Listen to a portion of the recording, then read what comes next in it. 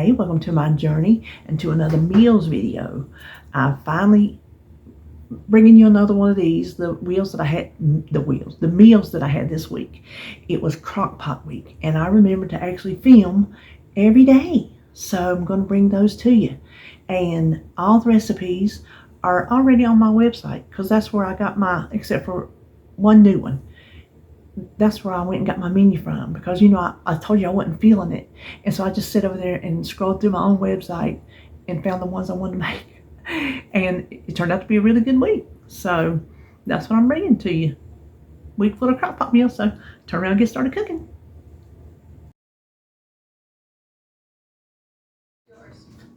Tonight we're making crock pot potato, sausage, and green beans. You can use cut up potatoes, which is what I usually do, but I have these little small baby red potatoes that need to be used, so I just put them in the bottom. And then I have one beef smoked sausage. It's a kielbasa, whatever kind of smoked sausage you like. And I just sliced up. We're going to put that on top. And I think I lost one back here somewhere. I found it. And then we want a can. Now you can use the green bean juice that comes in the can. I'm using this size. This is one of those recipes you make how much ever you want. But I like to rinse mine. And then I'm going to make some chicken broth. But then on top of that, we want some onions. Now I'm going to make use my can and just do about a cup of chicken broth. Okay, I just made it with chicken bouillon. I'm just going to pour that over the top. And then you just need to cover it and cook it on low for about 8 hours. I imagine you could cook it on high if you wanted to. You just got to make sure everything's good and hot. Your sausages are cooked, which they're already cooked, and your taters are cooked. So that's all there is to it. Okay, here I cranked it up on high because I got started late, but that's what you have. And it's very delicious. Tonight we're making easy crockpot tortellini. I've already cooked a pound of hamburger with a good heaping tablespoon of minced garlic and drained it. Now we're going to add one 16-ounce jar of Alfredo sauce and 24 ounces of your favorite spaghetti sauce. This makes a lot, so I'm pretty sure it's going to freeze fine after I cook it, so that's what I'm going to do.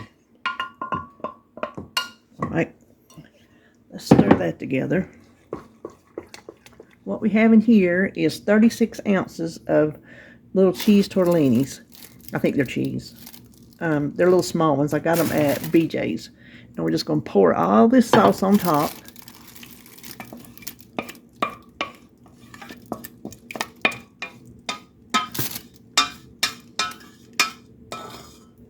I'm going to give it a little toss.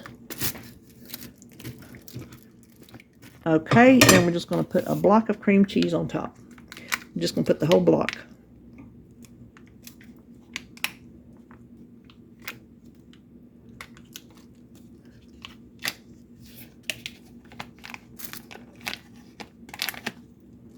Then we're going to cover this and cook it on high 2 to 3 hours or on low for 4 hours. Okay, I've already stirred it one time. You can see the cream cheese, it does melt. Hold on. I've got about, it's starting to, they're falling apart. There we go. Oh, that's hot. There we go. I've got about a half hour to go. I think these are done. I'm going to try to get the rest of this cream cheese. Part of it's kind of sticking and part of it ain't.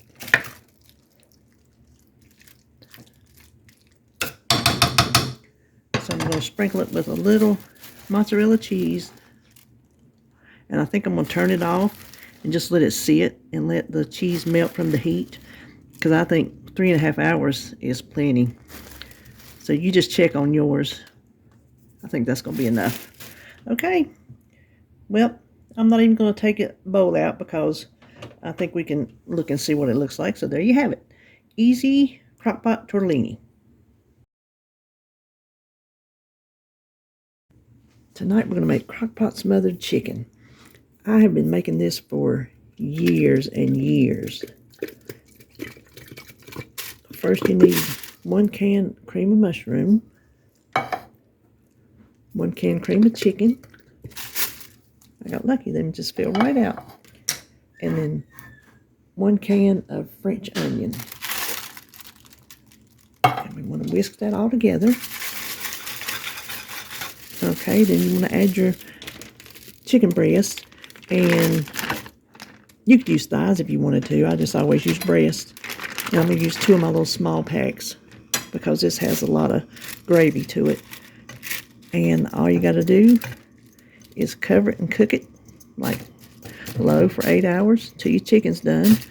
And this goes perfect over noodles, which is probably what I'm going to do tonight. Rice, cream potatoes, anything like that. So cover it up, let it cook all day. And here it is. I took it out and shredded it with forks because I wanted it still kind of chunky. But there you have it. Like I said, rice, noodles, taters, whatever you want to eat it on. There is our Crockpot smothered chicken.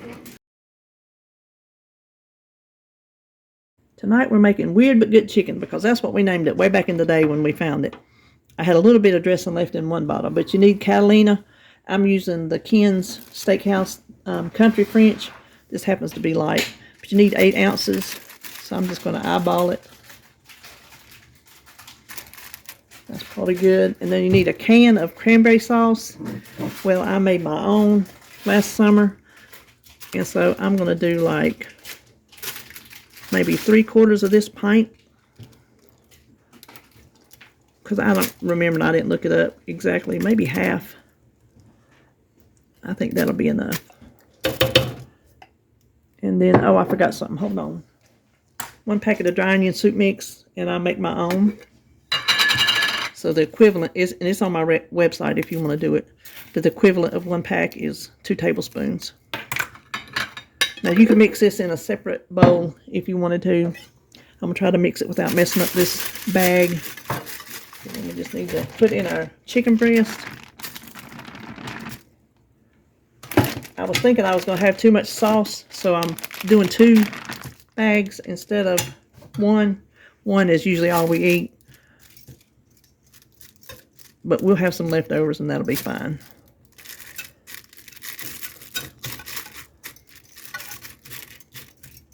Now all you gotta do is cover this and cook it on low, like 8 hours. Since I'm getting kind of a late start, I'll start it on low and then I'll check it. And if I need to, before I get David up, I'll crank it up on high. And that is all there is to that. I just about forgot to come over here and show you the end of it. But see, the chicken's so tender and that sauce, you can see the cranberries in it. It's going to be delicious. So there you have it. What we call weird but good chicken.